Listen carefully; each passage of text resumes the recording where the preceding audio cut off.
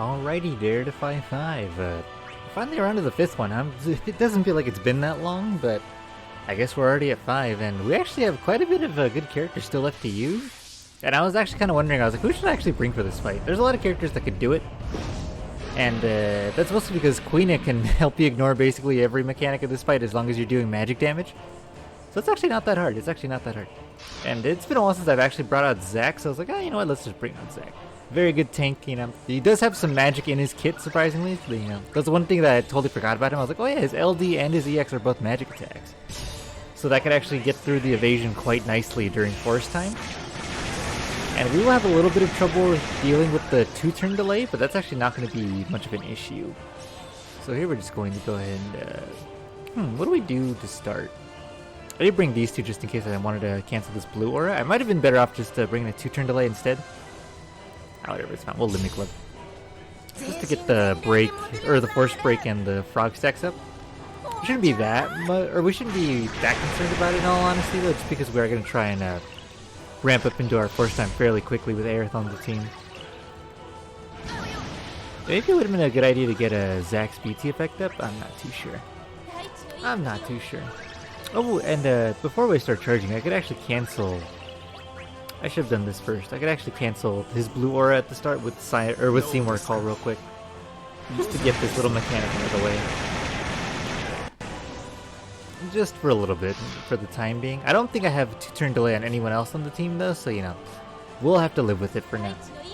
But I do believe I'm just going to try and ramp up into our force time and use Quina effect to basically just ignore most of the mitigation these guys are throwing our way. And we do have another Aerith turn coming up, and that's actually ideal, because now I could go ahead and...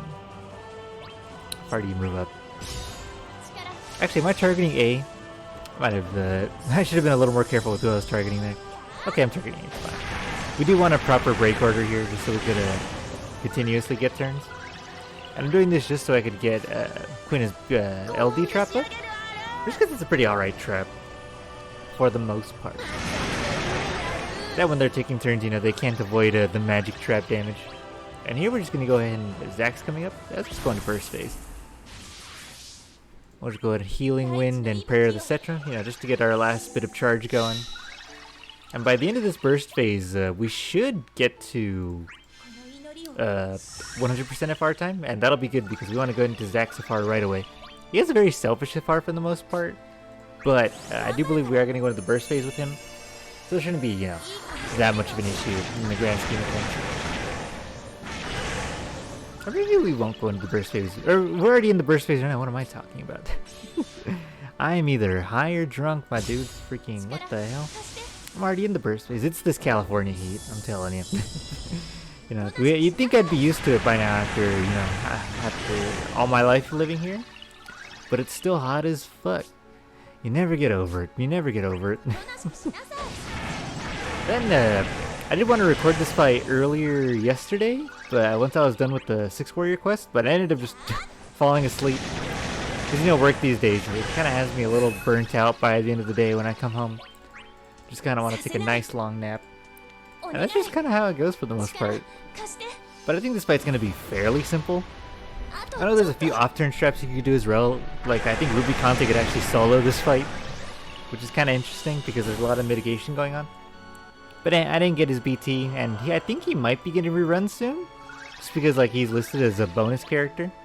So I might end up going for his BT should that come to it. And I don't think I forget what Zack's conditions are. I think it's like a melee attack and stacking overhead, or like a numero overhead. Oh, Quinn actually does have that. I think we're only missing the magic attack. Lmao. And here I want to get that BT effect going. We want to start cooking, because once we do, it's just going to enable, you know, maximum damage for the whole party, which is good for us. Maybe I should have done this instead of the trap earlier. I don't know. Tough call, really. I didn't even have time to put up Zack's BT effect now that I look at it. Whatever, we'll be fine. I think for the most part, we just want to focus on one enemy at a time. And really just try not to trigger too many mechanics at the same time. Although it's not really going to matter that much, just because Zack is going to basically enable us to... Or no, not Zack. Queen is going to enable us to basically just ignore most of the mechanics anyway. So here we just go ahead and Price of Freedom it up. While the gauge is still low. No, I don't think it's a melee attack, just because he has magic in his kit too. I don't think so. I think we're going to have enough damage regardless to just beat this in one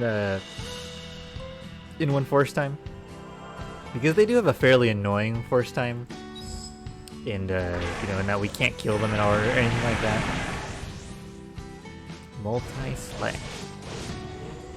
And with Zack in the party, you know, we're gonna be perfectly fine. And them taking turns, as you can see, you know, was actually pretty good for us, because that didn't do shit.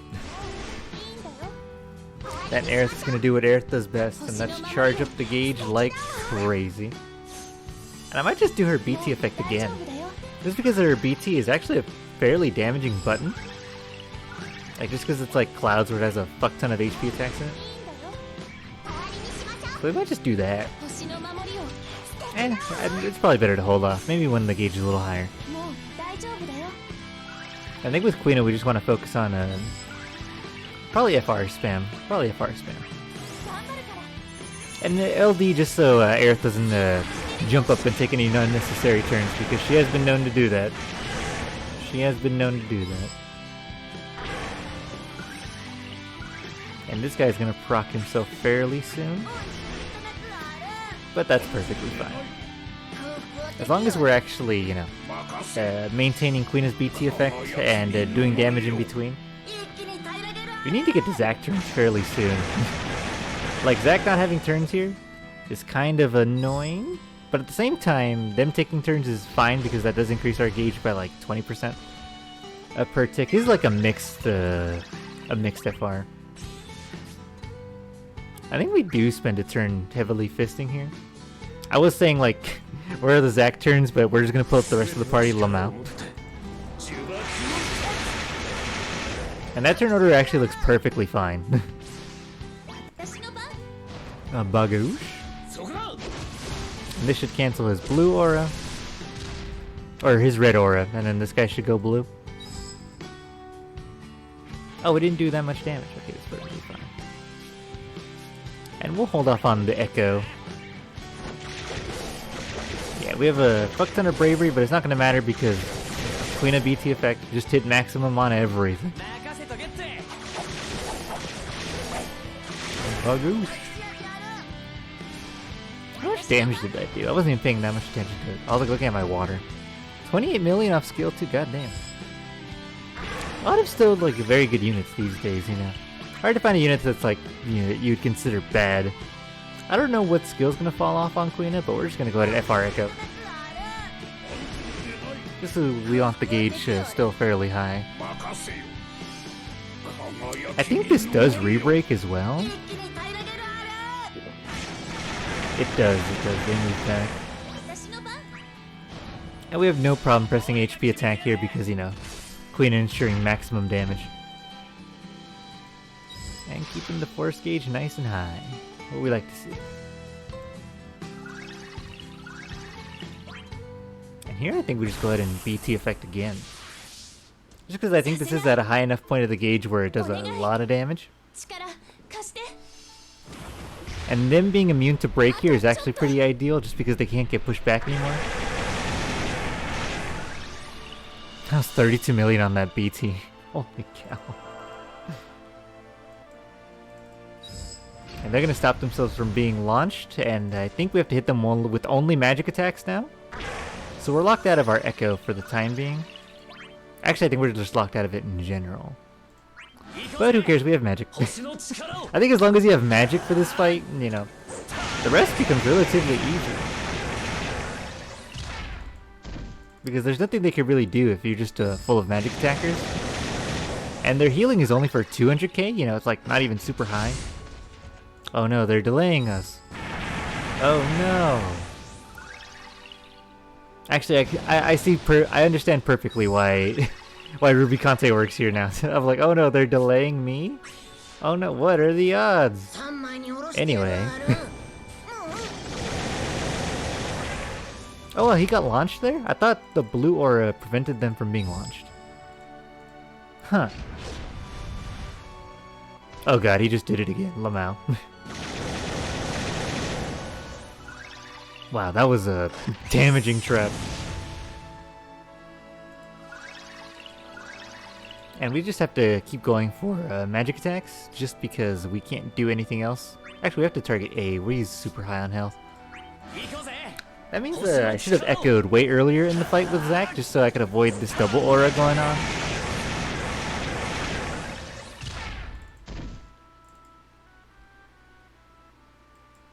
Cannot knock back enemies. It's weird because I could have swore I just knocked back red. Like, I'm pretty sure the game's lying to me at this point. Yeah, I should have done Zack's Echo earlier, just so I could, you know, not take any penalties on that. And I think here we should have enough damage with Aerith's EX, because this should be enough to KO the boss B. 13 million. And this should be enough to actually KO the rest of this nonsense. Maybe focusing on boss B would have been the better choice, just so we could actually spam Echo towards the end of the fight. I'm not quite sure. Oh god, he's at 3%. So the real question is, can I do 3% of damage? Let's find out. I honestly think we can before he reaches his force time. Especially with that Quina effect. Oh, get out of here. And now that he can't evade any of my attacks, I think Rush Assault's just going to finish this off. So not the cleanest run in the world. We definitely could have done this, you know, a little better. But I think it's still going to be enough to get it done. And let it be known that Zack is still a ridiculous damage dealer. And having magic in his kit, you know, while annoying, it actually kind of came clutch here for actually handling the mechanics. Oh wow, he's not dead yet, huh? I think as long as we don't move ourselves up in the turn order, we'll be fine. And yeah, that was Dare Defy 5. Not the, like, it looks like a crazy complicated fight, but if you have a character like Quina who can just kind of ignore all the reduction and mitigation that they're doing, you could kind of just, you know, get through this fairly easy. You could definitely solo it with Ruby Kante if you still haven't, you know, used Ruby Kante yet. But I figured, there's a lot of good units I have. I might as well bring them out of the box, right? You know, for Dare Defy. We only get so many, like, we're already on 5. We only have 2 more fights after this. But anyways, that's the run, boys. Hope you guys enjoyed. Let me get the party used real quick. Yeah, and I definitely could have done this a little cleaner. But you know what? It is what it is. Take it easy, boys.